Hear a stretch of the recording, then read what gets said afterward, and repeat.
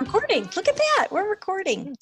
Hello, Food Moose listeners, and welcome back. We're so happy to have you here for episode 44. We're going to talk all about toxins.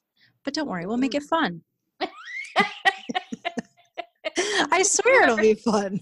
Whoever thought toxins could be fun? I know. Isn't it crazy? So first, I would love to say Happy Earth Day. Oh, and happy Earth Day to you and to Mother Earth and all of the Earthlings and all of the people who come to visit the Earth from elsewhere. From other places that are not the Earth. Right.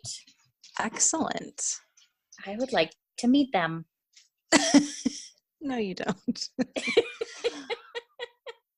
So I would like to thank all of you Earthling people for whatever you are doing to keep our lovely planet thriving. And we are going to also do our part. We're going to talk all about that today. Yes. Mother Nature thanks you too. Aw.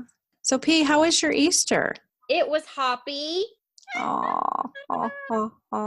How was yours? Was the bunny good to you? I may have eaten some of the chocolates, even though I'm trying to beat the sweets. Oh, it's funny. I have not had any cravings since then. I'm not saying cravings. I'm saying they were sitting right there and I wanted them, so I ate them. So I think maybe that's more of the mindfulness of they're sitting there, but I don't need them. Well, I didn't need them. I just looked and I'm like, you look delicious. And that's where it went. But it's way better. I didn't eat all of them. Oh, that's good. Yeah. Okay. That's a start. Exactly. Yeah. Exactly. So I wanted to tell you, we got a listener request from Cathy, who would like to know more about toxins and how we can avoid them. So I know we've touched on the subject in a few earlier episodes, but we can't stress enough how important it is to avoid these scary little buggers. So we're going to hit it again. All righty. I think this is a great topic. Thanks, Cathy. Yes, Cathy Cat. Toxins, just to define them, they're pretty much anything that can harm your body and its metabolism. They can be natural, they can be synthetic, they can be called anything. And this is why it's very important for you to do your own homework on what's in your food, what's in your home, what's in your personal products. You don't want to I'm sorry. Don't forget about your cleaning products too. Oh, yes. Yes. That's a big one. I know. You don't have to burn your lungs out and use products that, what is that? Use in a well-ventilated area. Yeah, call poison control. Lordy. So you don't want to be unknowingly harming yourself when you have better options, because you do have better options. So I think harming yourself is an entirely different thing. Well, yeah, that's a personal choice. Right. At least then you've made a choice and you're not just winging it. Exactly. So first thing I want to talk about is plastic. It's basically everywhere. It's super hard to avoid. Plastic's main ingredient is petroleum, like from crude oil, gasoline. I know. I always think of the Beverly Hillbillies. Struck oil. It's all the same crap. Toxic chemicals like phthalates leach out of plastic, and they're found in the blood and tissue of nearly all of us. So exposure to them is linked to cancer, birth defects, impaired immunity, endocrine disruption, and other ailments. Happy day. Yeah.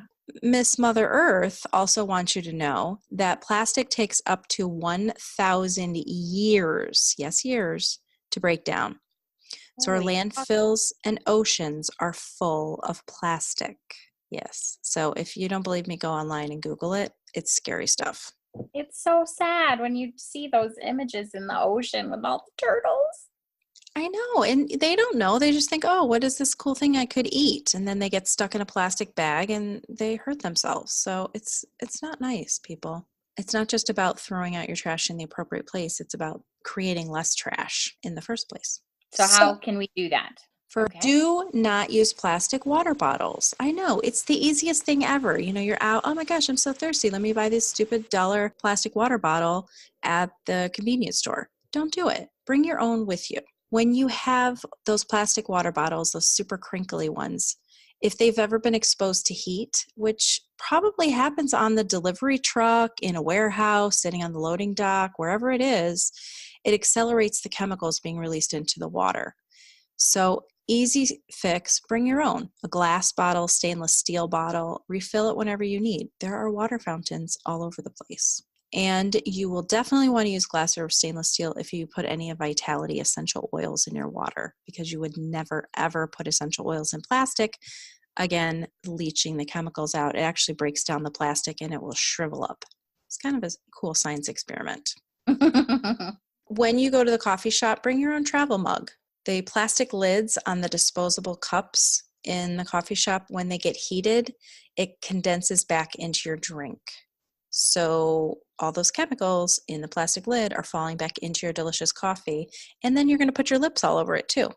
Ew. Plus, a lot of those cups have, like the disposable ones that you buy for home use, they have a plastic coating on them as well. So that, they look like paper, but they're shiny or they're puffy, like on the outside.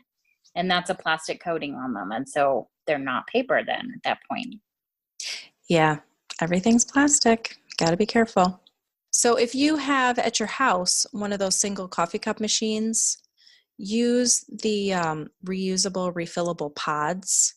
They're made of hardier materials like stainless steel mesh, and then you don't have to scramble to figure out how you're supposed to recycle them when you're done. And I'm just going to jump in here too. So I use Nespresso because I didn't, like that the Keurig made them all with plastic. But the Keurig, they come in aluminum, so you recycle them just like you would a can. You mean the Nespresso? Nespresso, yeah, sorry. The pods are aluminum. So you send them back to them for free. They send you a recycling bag.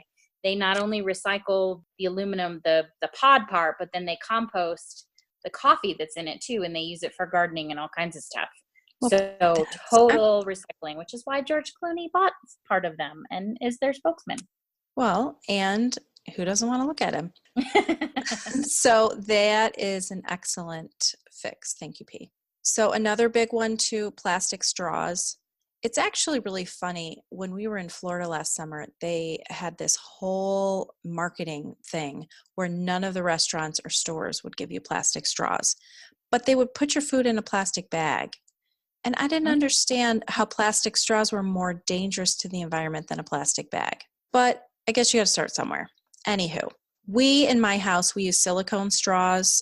We also have some stainless steel ones with a silicone top. We even have a glass straw. The easiest thing is just drink out of the glass. I mean, you don't need a straw. There's a whole school of thought also that the act of drinking through the straw, that sucking motion, causes wrinkles.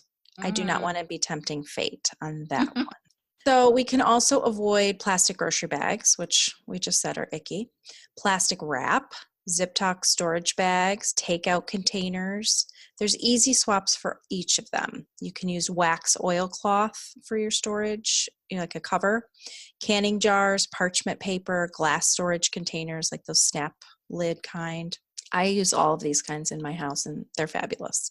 I am intrigued with the waxed oilcloth. I keep seeing them at like Trader Joe's, but how do they stick on the container or on the food? Like, how do they stick together to seal up the food? Well, the wax creates a surface that you can mold, and then once you kind of bend it over the edges of your container, it just sticks there. Ah, okay. I mean, is it super airproof? I don't know that, but it's reusable and you can wash it pretty easily. So I don't know. That's why I use those glass things with the snappy lids. Yeah, I use those too, especially if I'm putting stuff in the freezer, that kind of stuff. Or just take with you. They do have plastic lids, but it's BPA and PFA, PFOA, whatever it is. They're free of those contaminants. And then you always want to take the lid off before you microwave or before you heat the food, so it's just in the glass. Yes. We really don't use the lid for anything other than to keep the food from stinking up the refrigerator or spilling in transition. That's it. Otherwise, it's off. No lid. No lid. It's okay. Go topless. I also recently read an article that was talking about paper grocery bags and plastic grocery bags, and they said that paper bags are not necessarily a good replacement for plastic bags because it takes a lot of trees to make the paper, and if you recycle the bags, plastic bags properly, they could be less harmful to the planet. So I Interesting. found that a little bit interesting. Yes. So what are you suggesting? Just like cotton or canvas totes? Well, you know what? If you use one of those kinds of bags, they actually use a lot of resources as well, especially with the water needed to process the fabric. So not necessarily a good swap there either. I mean, if you have them in your house, use them and keep using them. Continue to use them again and again. Don't buy new ones. I mean, that's, creating more stuff in the world. Your paper bags, you can even keep reusing those. If we ever get paper bags at the house, we put our recycling into the paper bag and then just put that whole thing in the recycling can. We try not to bring bags into the house just because it's not good. So bottom line, use something reusable that's going to last a while. Yeah. Keep using it again and again. All right. Okay. The next one is all you. All right. So this is a big one, and it's under a very big header. It's called fragrance, but it's a huge toxin to be cautious of. And we've kind of talked about it before, that companies, they don't have to tell you what's in the word fragrance because it's a proprietary blend that gives them competitive advantage over, well, their competitors. So the laws are very loosey-goosey around the word fragrance, and you can kind of call it anything. And sometimes it is natural, it might be made from natural things, but it might be natural things that you maybe don't want to be smelling. Because lots of things in nature are kind of grody, even though they might smell nice. The chemical versions of fragrance can be anything. They generally are endocrine disruptors. So that means, messing with your thyroid. And it's in all the things is the problem. It's in all those room sprays that we love, those nasty things you plug into the wall. Those are, I think, one of the most toxic things you can do in your house is those plug-ins. Laundry soap, dryer sheets are just abysmal because of the fragrance. And then your lotions and potions and soaps and all of that stuff too for the bathroom. I highly recommend you do unscented and then use your essential oils to smell it up the way you like. And that way you can make it as strong or as mild as you like it. You can change it up. If you get sick of lavender, you can start throwing some peppermint in somewhere. But basically, you just want to be wary of anything with fragrance on the label, and that's just all it says, because it just can be anything. And, we've linked to it before, but we'll link to that movie called, I can never remember the name. It's called Smell Me Up. Stink. No, I think it's called Stink. You stink. But it's a movie about this guy who's, well, anyway, I'll let you read it. But it's basically like, how come the government allows this? And one guy's crusade to trying to figure out the answer to that. So I would definitely highly, highly recommend that. And it's not very long either, but we'll link to that. Excellent. And then another big one. What? Sugar. No, I just ate all the bunnies. I know, but that's probably big enough for a whole episode to itself. You think? Yeah, because it's just, it's prevalent. And it's not to say that all sugar is horribly bad and going to kill you. But the kinds of sugar you eat and the quantities are probably what's going to turn it into a toxin. But just like drugs, drinking, and driving, just say no. Or not right now. Or not right now. Or not so much. Get a designated muncher to eat your chocolate for you. Oh my goodness. All right, Heather. So for our Digit Switch this week, what are we doing? Oh my gosh. You could pick anything. We just listed off 50 things. Just pick one. See, just any of them. I mean, I could tell you to do no plastic bags. I could tell you to do no takeout containers. I don't care. Just stop doing one of these things or all of these things. I'm going to say dryer sheets and room sprays or plugins. Get rid of those. Yeah. Make your own diffuser. It's okay for things to not smell flowery and fresh all the time. I mean, life doesn't smell like that. I do all the time. It's okay. It is okay. Well, Cathy, I hope we have helped you figure out some more toxins. And as we hear more cool stuff out in the world, we will tell you. And I would just like to remind all of our friends to please sign up for our newsletter at foodmoose.com and go look for us. We're on Facebook, Pinterest, Instagram. All the cool cats are there. And we're at Food Moose. Meow.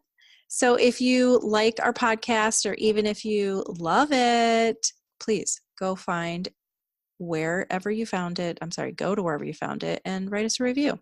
We'd love for you to help other people find us. So from both of us, let's all go live for real. Moose out.